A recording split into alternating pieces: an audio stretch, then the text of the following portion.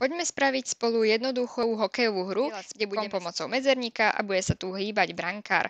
A ak sa to chytí brankár, tak povieme vychytal to, a ak to brankár nechytí, tak povieme, že gól. Ako prvé si vytvoríme bránku, takže klikneme si tuto na pozadie a klikneme tu na pozadie zase vľavo. Keď máme pozadie, tak vlastne si vytvoríme bránku tak, že najskôr si spravíme jednu úplne obyčajnú úsečku, aby išla rovno. Tak vlastne držíme Shift vľavo a kým ho držíme, tak vlastne sa nám ako keby robia presné uhly, alebo teda pôjde to takto rovno. Teda napríklad rovno, alebo 45 stupňov, alebo 90 stupňov, potom znova o 45 viac a 90 na druhú stranu, čo sa nám to otočilo. Takže si takto vytvoríme dlhú úsečku. Keď ju chceme pohnúť, tak musíme kliknúť na myšku. Dám si ju sem do stredu a len ju trošku natiahnem. Keďže to má byť hokejová bránka, tak dáme si to červené ako pruhy, ktoré sú v hokeji. A už vidíme, že je to červené. Ako ďalšie si vytvoríme hokejovú bránku.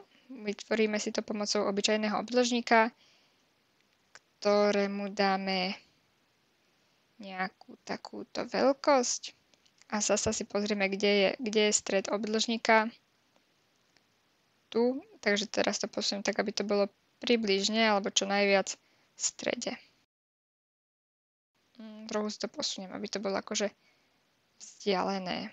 Ak by sme si to preniesli do 3D sveta, tak vlastne táto čiara je bližšie k nám a tento tu, tá bránka je ďalej. OK, ako posledné tam dáme nejakú výplň, ktorá sa bude podobať niečomu takému šedému, ako sieťoviňa v bránke. Teraz si ideme vytvoriť postavu brankára, takže keď klikneme na postavu a dáme výber postavu, tak si vyberieme niečo ako brankár, čo je napríklad tento catcher, teda chytač. Myslím, že tu nie je nič hokejové, takže si tu dáme proste tohto catchera. Túto postavu s mačkou môžeme zrušiť. Catcherovi, keď na neho máme zakliknuté, tak dáme kostýmy a zrušíme mu všetky kostýmy okrem tohto jedného.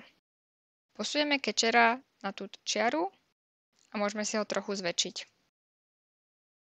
Ako ďalšie si vytvoríme nejakú šípku, ktorá bude ukazovať smer, odkiaľ budeme odrážať puk. Takže dáme si šípku a nastavíme jej x-ovú pozíciu 0, ale vlastne na začiatku si ju nastavíme niekam do dola, kde ju budeme chcieť mať a potom jej nastavíme pozíciu 0, aby bola v strede. Teraz čo chceme je, že aby tá šípka ukazovala tam, kam my dáme myšku. Urobíme to veľmi jednoducho. Najskôr si dáme udalosti, lebo vlastne začne sa hrať hra pri kliknutí na zelenú vlajku. A potom si dáme pohyb a nastavíme si tam nastav smer k ukazovateľ myši. Teraz keď dám play, tak mi to vlastne otočí. Ale otočilo mi to iba jedenkrát, pretože tam nemáme opakuj. My potrebujeme, aby vždycky v každej sekunde alebo milisekunde sa tá šípka otáčala k nám. A preto potrebujeme v ovládaní si dať opakuj stále. A teraz keď klikneme na zelenú, tak sa šípka otáča všade tam, kam ja vlastne dávam myšku alebo kurzor myšky. OK, dobre. Teraz chceme, aby sa vytvoril puk, takže si sem dáme výber postavu. Dáme si tam nejakú loptu. Trošku ju zmeníme, aby vyzerala viac ako puk.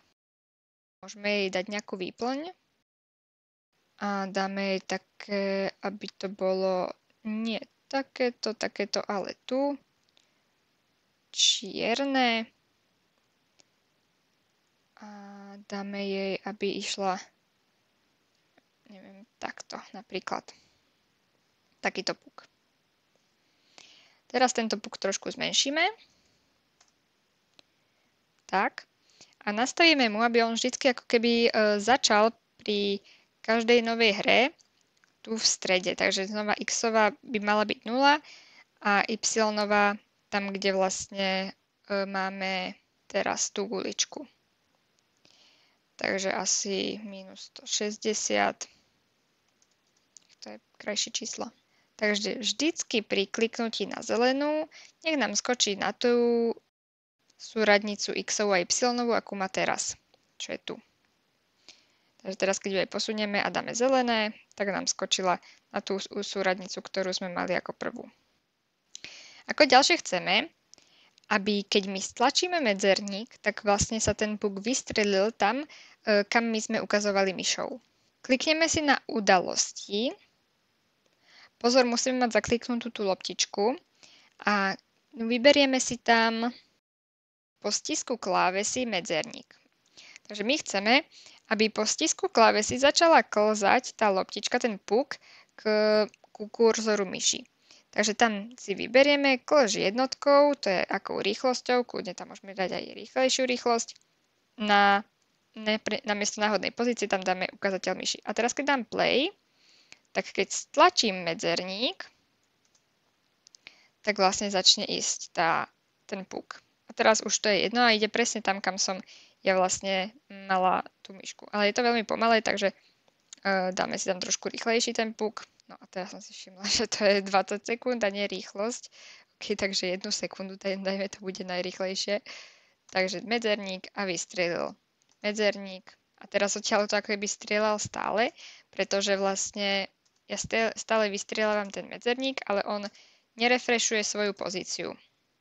A my chceme vždycky, keď vystrelíme, tak aby sa na konci vrátil naspäť k tej myške. Takže musíme nakopírovať toto, čo sme mali na začiatku a vždy, keď sa doklže už k tomu, kde bola tá myška, tak nám skočí na tú základnú pozíciu. Tak, super. Teraz chceme zistiť, že či sme dali gól. Gól dáme vtedy, ak sa dotkneme vlastne toho šedého políčka. Takže, ale my chceme, aby teda na konci celého procesu skočil niekam. No ale my chceme, teda keď sa doklže na to dané miesto, tak chceme, aby zistil, že či teda je v bránke alebo nie je v bránke. Preto potrebujeme zistiť, či je v bránke alebo nie je v bránke a to zistíme podľa toho, či sa dotýka tej farby šedá. Takže mu tu dáme podmienku, že ak sa dotýkaš farby, tu by ste mali mať také, áno, toto, šedej, tak potom my chceme, aby potom povedal gól. To dáme bublinou. Tak, takže dáme zelenú, lejočku, ideme na biele, nič sa nestalo, ideme na šedé a hneď je gól. Super. A vyzerá to zvláštne, že kričí gól, keď už tam nie je, takže dáme bublinu gól a 1 sekundu ju bude hovoriť a potom sa vlastne až vráti. Tak, 1 sekundu to hovoril a až potom sa vrátil. No ale čo ak sa nedotýka šedej farby? Čo ak sa dotýka brankára? Môžeme tiež dať podmienku. Ak sa dotýkaš brankára, tak potom nech povie, napríklad tu dáme znova na 1 sekundu, že vychytal to. A dáme to na 1 sekundu. Tak, čo sa teraz stane? Keď klikneme presne na brankára, zoberie to brankára. Keď klikneme na šedú, zoberie to šedú farbu. Takže, lebo on sa tuto spýtal. Dotýkaš sa šedej farby? Odpovedal áno, tak to urobil. A ak sa pri brankárovi nedotýka šedej farby, takže sa tu spýta, dotýkaš sa šedej farby? Nie. Tak vlastne on nevykonal tento príkaz, ale ide rovno ďalej.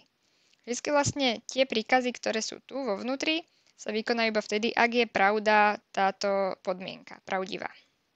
Ale čo sa stane, keď to dáme na pomedzie? Dotýka sa aj šedej farby, ale aj to vychytal gól. Takže vlastne bola pravdivá aj táto podmienka, lebo dotýkaš sa šedej farby, áno, a potom sa spýtaj, dotýkaš sa kečera a tiež to bolo áno. Takže on najskôr povedal gól a potom povedal, vychytal to. Takže musíme tam dať buď alebo. A teda väčšinou je logickejšie, že najskôr to chytí hráč, až potom to ide do branky. Takže musíme sem trošku zmeniť podmienku. Takže dáme tam a teraz to isté. Ak dotýkaš sa tohto brankára, tak potom tam dáme myšlienku, vychytal to. Ale ak sa nedotýka brankára, takže keď sa spýta, dotýkaš sa brankára a odpoveď bude nie, tak pôjde urobiť túto druhú vetvu inak. Takže tu dáme inak a teraz tu sa znova spýtať, dotýkaš sa šedej farby?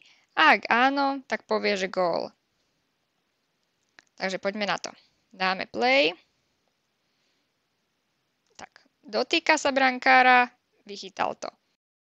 Raz, dal gól. Lebo sa spýtal, dotýkaš sa brankára? Nie, takže urobil túto vetvu. Ak sa nedotýka brankára, tak sa ide ďalej pýtať. Ak sa dotýka šedej, tak daj gól. A teraz, keď dáme na pomedzie, tak dáme ach, vychytal to, pretože vlastne dotýkaš sa catchera, teda toho brankára, odpoveď je áno. A keď je odpoveď áno na túto vec, tak už nejdeme robiť to inak, lebo je vlastne splnená už táto podmienka. No, a to je celé k takému základnému nejakému vysvetleniu, ako sa vlastne strieľa s tým pukom. A ešte čo môžeme urobiť je, klikneme si sem na catchera, dáme mu, aby sa hýbal doprava a doľava. Takže podobne dáme si neovládanie, dáme si udalosti, po kliknutí na zelenú vlajku, ešte opakuj stále, lebo chcem, aby sa opakoval stále doprava a doľava, že sa bude hýbať. A teraz môžeme zistiť, kde je jeho dopredu. Jeho dopredu je ako keby do tejto strany. Takže môžeme tu mať dopredu o 10 a ešte mu tu dáme, že ak narazíš na okraj, tak sa odraz. To znamená, že odtiaľto sa odrazí. Takže ako to bude vyzerať? Takto vtipne. Čo musíme urobiť? Nastavíme mu smer a túto dáme obracanie, aby bolo zrkadlové. Tak a teraz vychytal to. Gól. Gól. Presne tam nebol. A keď nikam nestrelíme, tak nič, tak sa nám to proste vráti. Ak sa ti tento tutoriál páčil a chcel by si vidieť ďalšie Roblox a Scratch tutoriály, neváhaj a daj odberať. Vidíme sa ďalší krát. Čauko!